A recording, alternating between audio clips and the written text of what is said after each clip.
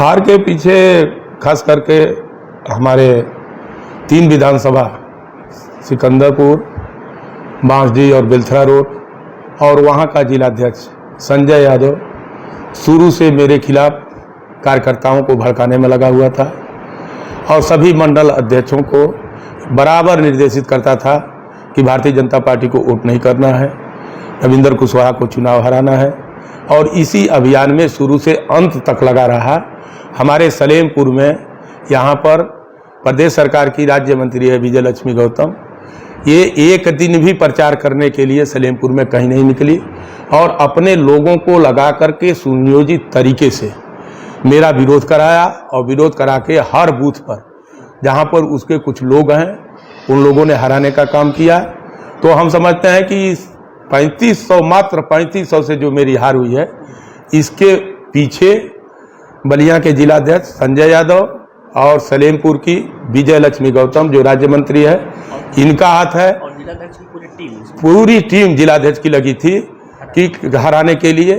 तो इस तरह से हम जब विश्लेषण करते हैं, हम लोग देखते हैं कि शुरू से अंत तक जनता ने मेरा साथ दिया और भारतीय जनता पार्टी का जो सामान्य कार्यकर्ता है, हमारा जो बूथ अध्यक्ष है, हमारे जो नेता हैं, वो हर बूथों पर बहुत लड़ाई लड़े हैं और इनके भड़काने के बावजूद जिस तरीके से नेट टू नेट लड़ाई हुई है और अंतिम समय पर जाकर के हम 3500 से चुनाव हारे हैं।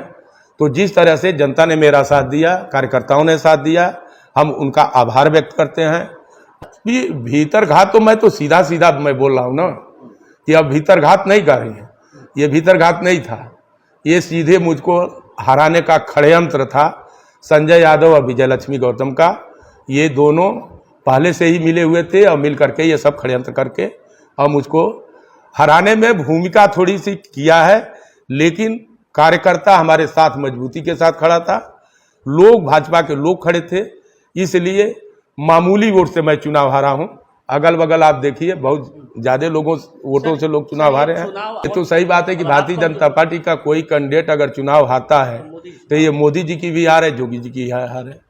उनको कमजोर करने के लिए ये साजिश रची गई। यहाँ से राजभर बिरादरी से सपा का कैंडिडेट था।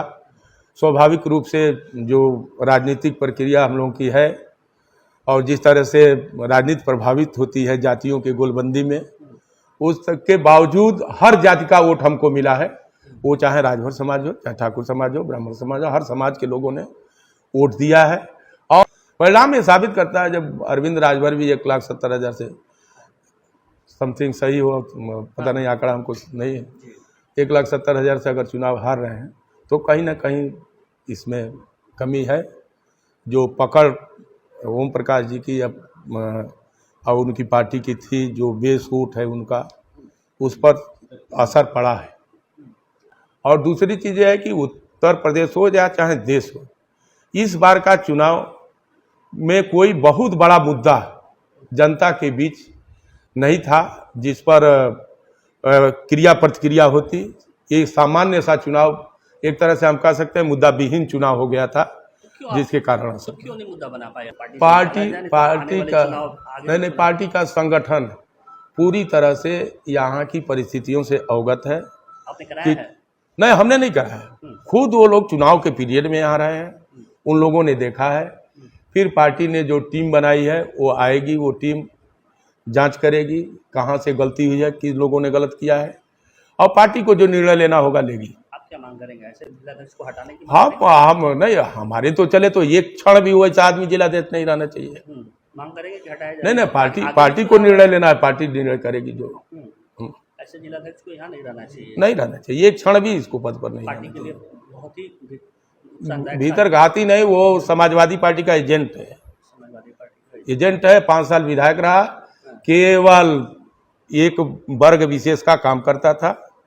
जितने वहाँ ब्राह्मण हो, ठाकुर हो, चौहान हो, कुशवाहा हो, वर्मा हो, निषाद हो, ये सब लोगों को प्रताड़ित किया और केवल एक वर्ग विशेष के अपनी जाति के लोगों को बढ़ावा देने का काम करता था। समाजवादी पार्टी के लोगों के साथ मिलकर आज भी समाजवादी पार्टी के लोग ही उसके साथ रहते हैं, भारतीय जनता पार्टी कोई नहीं रहता है।